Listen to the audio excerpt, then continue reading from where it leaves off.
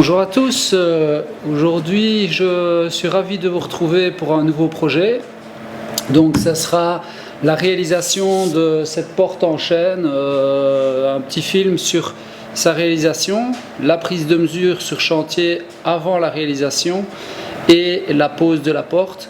Ça sera peut-être 3 films séparés, donc peut-être un film sur comment prendre les mesures sur chantier avant la fabrication d'une porte, et ensuite la fabrication de la porte elle-même, et pour terminer la mise en place dans la baie de porte, avec quelques petites astuces au niveau des prises de mesure avant, soit de commander vos portes si vous les achetez au niveau industriel, ou soit si vous les fabriquez vous-même, à quoi veiller éventuellement pour les encadrements et ce genre de choses. Donc voilà, j'espère que ce petit film vous plaira. On se revoit en fin de vidéo pour rediscuter de tout ça et puis vous informer des prochaines vidéos qui arrivent. J'espère que vous êtes contents des vidéos que je vous propose pour le moment. Donc n'hésitez pas à commenter, le petit pouce bleu, abonnez-vous, ramenez des gens, évidemment ça fait toujours plaisir. Je suis déjà très content de voir que la chaîne monte un petit peu, et puis j'espère bien vite atteindre les 1000 abonnés. Comme ça je pourrai amener encore un peu plus de peps et de parodie aussi à cette chaîne, donc un peu d'humour et un petit peu de sérieux. Voilà, je trouve ça un peu sympa. Dites-moi ce que vous en pensez, n'hésitez pas. Allez, je vous souhaite un bon film, à tout de suite.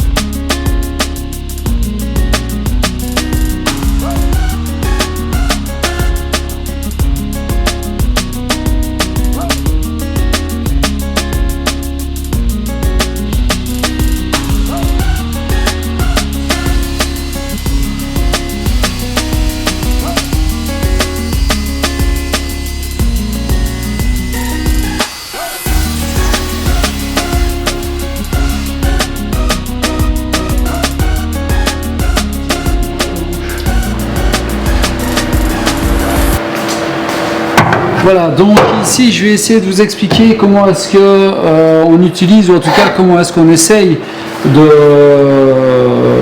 s'arranger pour travailler en sécurité et avoir des coupes précises. Alors, la panneauteuse fonctionne de différentes manières. Donc elle peut déligner votre bois, comme vous venez de le voir, donc, pour refendre les panneaux, les plateaux dans le sens de la fibre. Et puis elle peut tronçonner aussi. Donc tronçonner, c'est-à-dire que je vais couper le sens en travers du fil. D'accord? Alors, on peut utiliser le guide perpendiculaire à la lame et on peut utiliser le guide parallèle à la lame pour différentes coupes, c'est-à-dire qu'on peut très bien l'utiliser pour tronçonner et on peut l'utiliser pour refendre. Et celui-ci, on peut l'utiliser pour tronçonner et aussi également pour refendre plutôt des panneaux ou ce genre de choses, ou alors des panneaux quand ils ont été collés qui ont d'une taille un petit peu plus grande. Alors, à quoi est-ce qu'il faut veiller quand on utilise la panneauteuse? Ça, c'est quelque chose de très important. Et de nouveau, je vois pas mal de vidéos où c'est un peu dangereux en fait, et au niveau de la précision, c'est pas top non plus, justement, dans la manière dont le guide est utilisé. Donc ici, quand on utilise le guide d'une manière parallèle, on fait toujours dépasser le guide de la lame, et pour pouvoir pousser ensuite notre bande le long de la lame et du guide parallèle. Pourquoi est-ce qu'on le fait dépasser? C'est pour être certain d'avoir la même distance sur toute la largeur de la planche jusqu'en sortie de lame, et donc on a une coupe qui est précise et propre tout le long. Je vois des fois certaines vidéos où les gens ont leur guide comme ça en milieu de lame. Et donc qu'est-ce qui se passe? Quand ils sont en sortie, ils continuent à pousser et la planche alors a tendance à sortir. Ça veut dire que sur les 3 ou 4 derniers centimètres, la planche peut être coupée en sifflet, donc en triangle. D'accord? Donc quand on fait une coupe parallèle, toujours pousser, c'est du poussoir évidemment, mais le guide doit être de l'autre côté de la lame. Par contre, quand on fait du tronçonnage, donc c'est-à-dire qu'on utilise ce guide-ci comme butée de mesure et qu'on coupe notre planche dans l'autre sens, quand on coupe notre planche comme ceci, voilà, dans ce sens-ci, et qu'on fait une découpe transversale, alors dans ce cas-là, si la planche est coincée entre le guide et la lame, la planche va partir en arrière. Donc dans ce cas-là, il faut absolument mettre le guide avant la lame. Vous mettez votre guide avant la lame, vous faites votre coupe, et une fois que la coupe est faite, votre planche est totalement libérée de tout mouvement. Donc aucun risque que la pièce reparte en arrière. Donc voilà, ça c'était pour la petite explication de la manière dont on utilise la panneauteuse et comment est-ce qu'on utilise le guide parallèle. Ça c'est super important parce que je vois beaucoup trop de personnes qui mettent leur guide parallèle plus loin que la lame alors que le bois est coincé. Il y en a qui mettent leur guide parallèle avant la lame alors qu'ils doivent refendre. Voilà, ce genre de choses. Donc veillez à ça. Si c'est pas assez clair mon explication, sincèrement, n'hésitez pas à le mettre dans les commentaires. Je referai une vidéo principalement sur l'utilisation de la panneauteuse. Mais là, ça me semblait intéressant de le faire parce que c'est seulement ma 3e vidéo, mais je m'aperçois que je refends quand même souvent les plateaux. J'utilise mais je n'explique pas et c'est important pour moi que vous compreniez comment on utilise la panneauteuse parce que je vois beaucoup trop de vidéos où le guide est mal utilisé. Donc voilà, allez on est parti, je vais tronçonner, donc vous allez voir, je vais couper mes planches.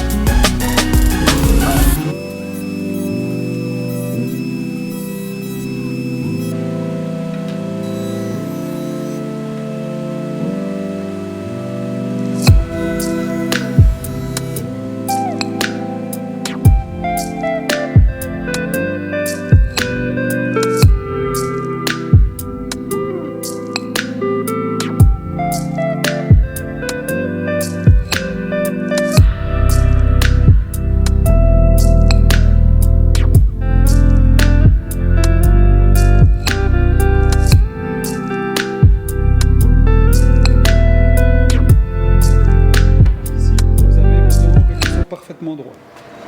Alors, moi ma porte ici, ça va être une porte toute simple dans le sens où je ne vais pas m'embêter à faire des tenons, mortaises, tenons débordants ou ce genre de choses. Je vais vraiment faire quelque chose de très simple, je suis bien équipé, donc je vais faire des faux tenons. Alors j'ai la domino et la domino fonctionne très bien, il suffit juste d'adapter la taille du tenon à l'ouvrage que vous allez réaliser, mais ça fonctionne aussi bien qu'un tenon mortaise. Alors après, le tenon mortaise sera plus résistant dans certaines situations, il ne faut pas s'en passer. Si vous faites un portail extérieur ou ce genre de choses, les dominos c'est un peu limite, mais par contre, voilà, là on va plutôt faire un tenon, on va faire des écharpes ou des portes sur barre comme on dit, ce genre de choses. Mais ici c'est vraiment une porte toute simple, 73 cm de large ou 73 pour les Français de large, porte en chêne, 38 mm d'épaisseur, avec des planches rainurées languettées à l'intérieur, mais ça vous allez voir maintenant. On va passer justement au traçage et à la toupie, donc c'est largement suffisant de le faire au domino. Donc j'ai déjà coupé mes montants à mesure. Donc ici maintenant qu'est-ce qu'on va faire? On va préparer notre table, notre porte pardon, et repérer nos montants et les mettre au bon endroit et faire donc les signes d'établissement. Je vais vous montrer ça tout de suite. Alors, petit détail que j'ai oublié aussi de vous dire, quand j'ai refendu les montants de la porte, j'ai dégraissé le champ d'une porte. Donc si on regarde ici, voilà, vous voyez ici, j'ai un angle de 5 degrés. Donc on dégraisse toujours le champ d'une porte, le champ côté frappe, comme on dit, donc là où il y a la poignée, pour justement permettre d'avoir un réglage au plus proche de l'ébrasement. Donc moi je fais 3 mm et il n'y a aucune possibilité de frottement dans le temps quand le bois se gorge d'humidité ou se rétracte en hiver quand le bâtiment est chauffé. Donc voilà, ça je vais vous expliquer plus tard quand on va faire le montage et surtout au moment de la pose, je vous expliquerai le côté pratique de la chose quand on fera la pose. Voilà.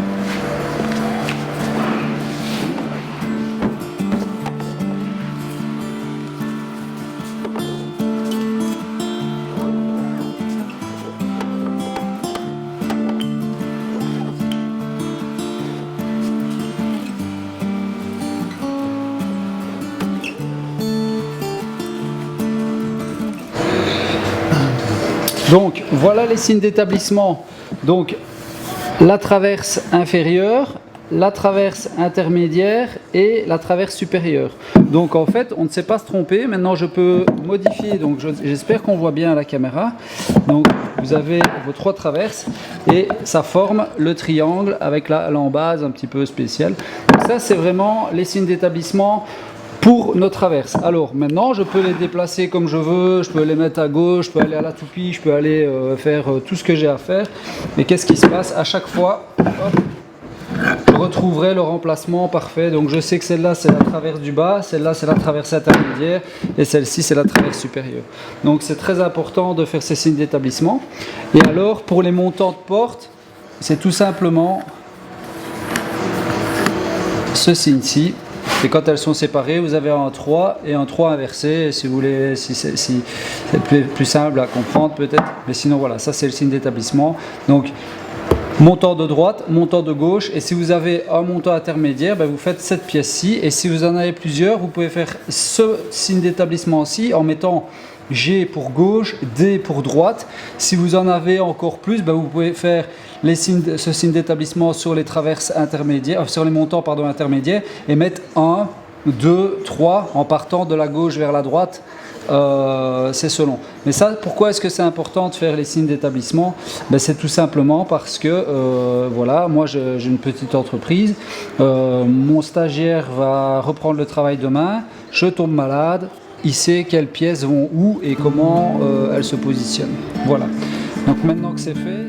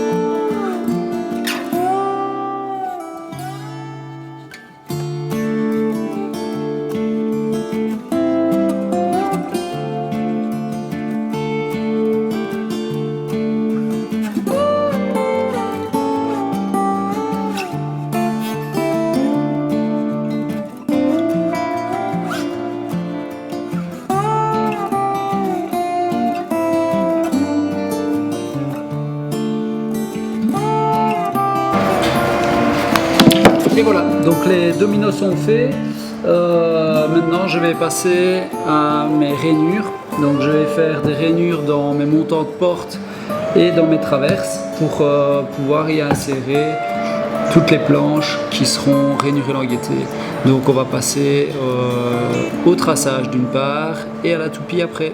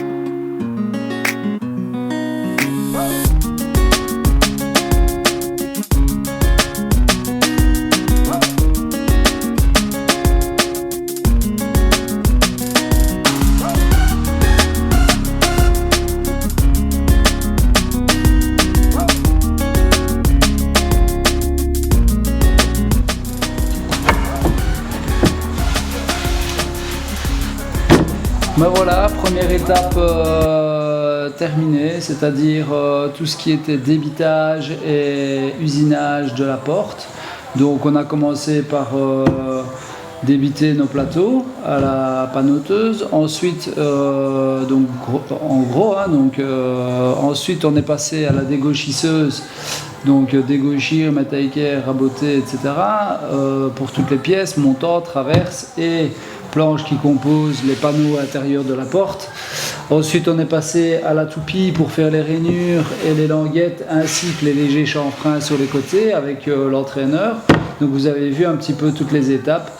Maintenant c'est assemblage à sec, ponçage, répertorier toutes nos planches telles qu'elles sont faites actuellement sur le dessus. On va le mettre sur le champ pour qu'on puisse réassembler après et retrouver nos pièces et les positionner au bon endroit. Et puis après c'est collage, on met ça de côté et on passe alors à l'embrasement, donc encadrement et chambranle, défonçage des charnières, défonçage de la serrure et puis la pose. Donc je vous dis à tout de suite pour la suite de ce petit film. Voilà.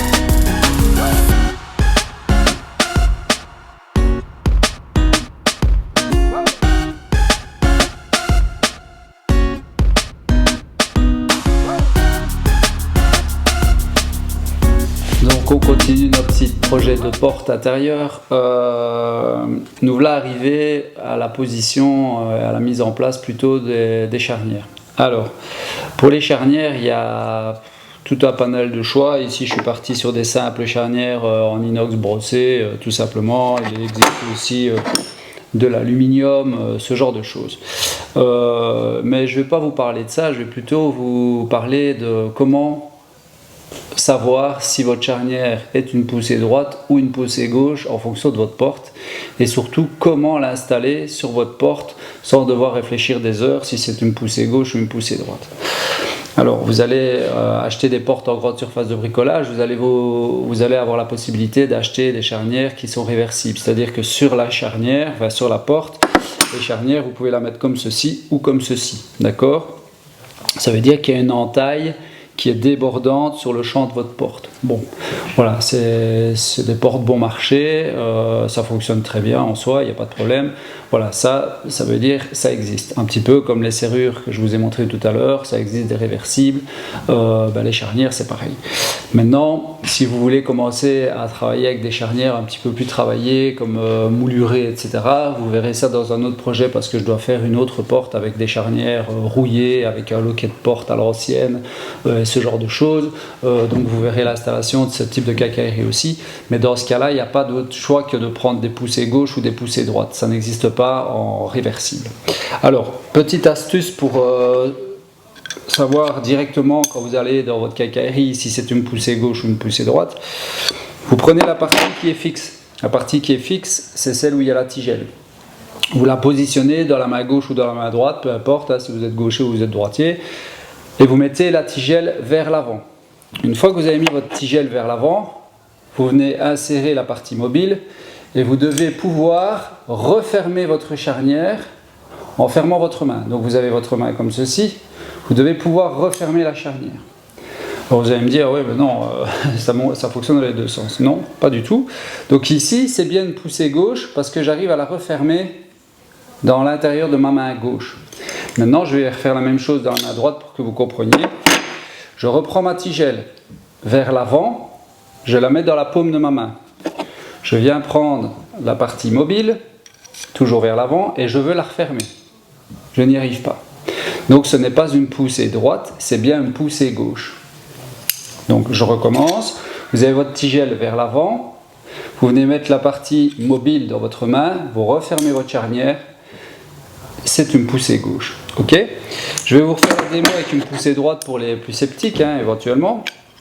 Donc vous avez votre tigelle qui est la partie fixe, vous la mettez dans votre main droite vers l'avant, paume ouverte, vous mettez votre partie mobile dans votre main, vous refermez, c'est une poussée droite. On va faire pareil dans la main gauche, donc tigelle vers l'avant, vous mettez votre partie mobile dedans, paume ouverte, vous refermez, ça ne fonctionne pas, c'est donc bien une poussée droite. Voilà, j'espère que ça a été, que c'est simple à comprendre, en tout cas pour moi ça me paraît clair. C'est une astuce assez facile quand il n'y a plus d'écriture sur les... Voilà, si vous les avez comme ceci dans le rayon et qu'il n'y a pas d'écriteau sur la petite boîte en face, ben voilà, c'est une manière assez simple de la déterminer tout de suite. Donc vous prenez votre charnière, vous la désolidarisez et directement, que ça soit dans une main ou dans une autre, vous allez directement savoir si c'est une gauche ou une droite. Ok ? Donc ça c'était pour le choix et pour pouvoir le déterminer dans le rayon. Ensuite vous allez devoir l'installer sur votre porte en atelier. Alors un petit exemple tout simple aussi pour ne pas se tromper. Vous regardez toujours, donc vous mettez votre porte sur le champ pour pouvoir faire vos défonçages, hein, vos entaillages pour mettre les charnières. Et une fois que vous avez mis votre porte sur le champ, vous regardez toujours votre porte du bas vers le haut. Donc ça c'est le bas de la porte. Ça, c'est le haut de la porte. Ça, c'est super important. Hein. Donc, bas de la porte, haut de la porte. Et quand vous regardez du bas vers le haut, vous avez l'oreille de votre charnière, hein, donc l'oreille ici, qui doit se situer, si c'est une poussée gauche, à gauche du champ de la porte. Si c'est une poussée droite, à droite du champ de la porte. C'est vraiment tout simple à retenir. Toujours regarder votre porte du bas vers le haut. Et l'oreille, vous la mettez à gauche si c'est une poussée gauche, à droite si c'est une poussée droite. Et vous ne vous tromperez jamais et ça fonctionne très bien. Donc maintenant je vais faire mon petit défonçage pour mes charnières, installer tout ça Et puis après, je n'aurai plus qu'à défoncer l'encadrement de porte et puis vous montrer la pose de celle-ci sur place. Alors, je ne vais pas vous rentrer dans les détails des